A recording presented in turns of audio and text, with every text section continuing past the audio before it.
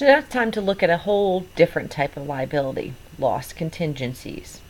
So the idea here is you haven't actually experienced the loss yet, but you expect to.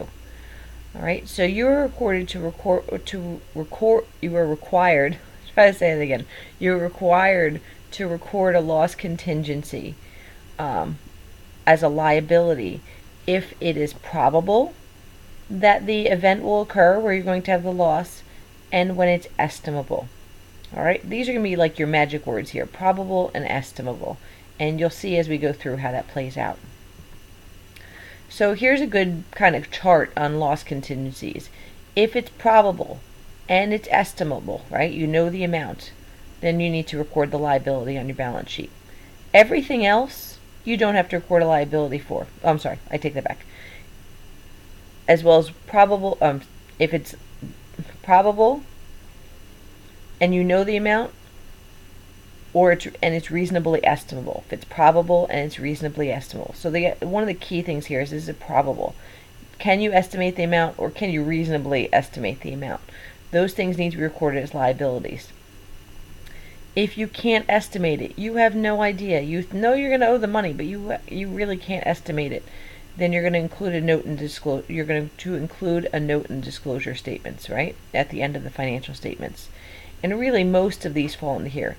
If it's possible that you're going to owe the money, you know the amount, maybe you know the amount, you definitely don't know the amount, but it falls in this reasonably possible category, disclosures, okay? If it's remote because the loss is absurd, let's say you're being sued for something that's just absolutely absurd, there's no way you're going to owe the money, it's just a completely ridiculous lawsuit, you don't have to do anything, no disclosure of any kind. All right, so if it's probable and it's reasonably estimable, you do need to record the liability. You may have to put a disclosure note in your financial statements if any of these categories if it falls into any of these categories.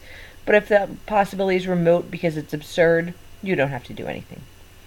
All right, so let's give some real examples. Product warranties actually fall into this probable and estimable category.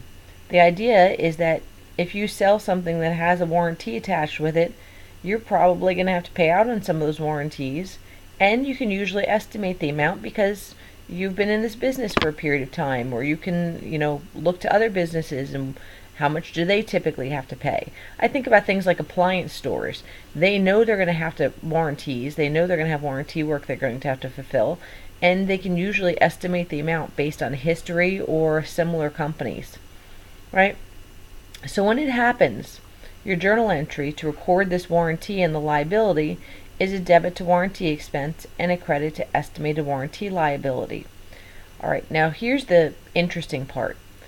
You're going to make this entry when you sell the product. All right, so let's say you've got a 5-year warranty on refrigerators. All right, and so this warranty in theory is good for 5 years. It doesn't matter. You are going to make this journal entry in the full amount of the warranty liability that you expect it to be all this year, the year of the sale. Okay, so year 2, you're going to record new warranty expense and estimated warranty liability for any new ones that come along, for any new sales you have. All right, so here's your journal entry. Let's say here you are, year 1, debit warranty expense, credit estimated warranty liability. Now, as we start fixing things in the coming years, then we would debit this estimated warranty liability and credit whatever it is we have to do, whether it's, materials, parts, labor, whatever the credit needs to be to fix the problem. So let me show you one more example. This is an example that shows you what I'm talking about, because we're dealing with a 2-year warranty here. You can read through all this, but the idea is that estimates based on industry experience indicate warranty costs of 3% of sales during the first 12 months, so during the year of sale, and 4% the second year, basically the second year of sale, after the year of sale.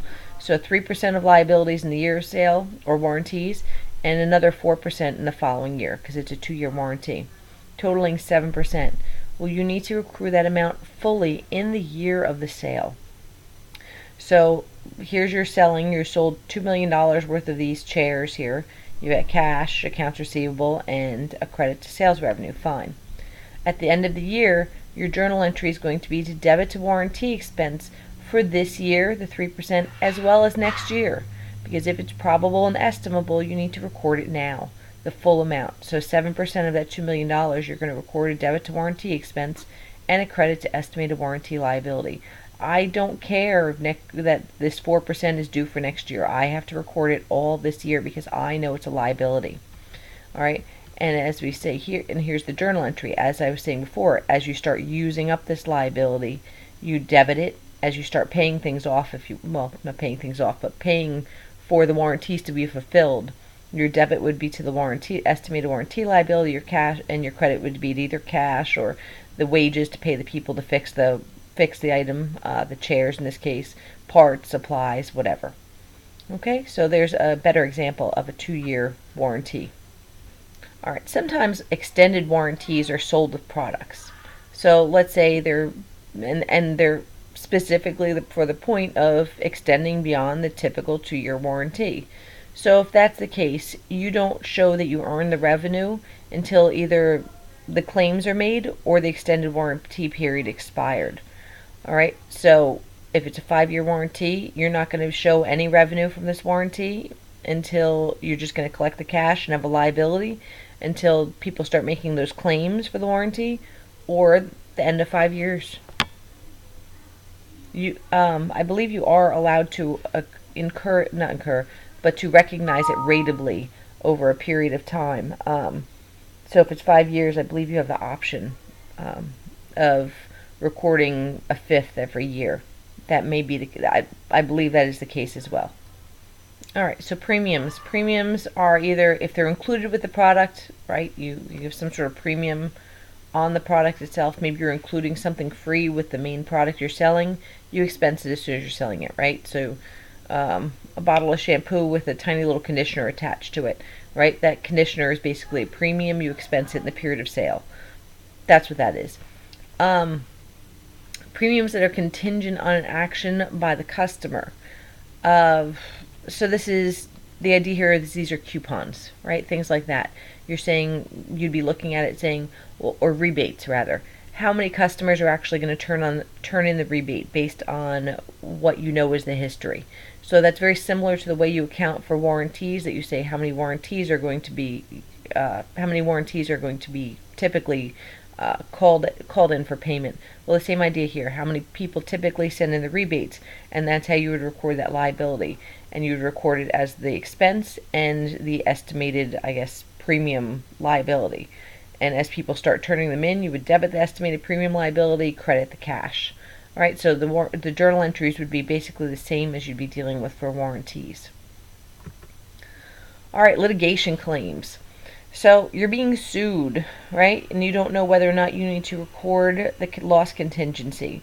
Well, you're going to follow pretty much the same thing we've been talking about. Is it probable that you're going to have this lawsuit? Is it probable that you're going to lose and you're going to owe some money? And is it estimable or reasonably estimable? If that's the case, you're going to record it.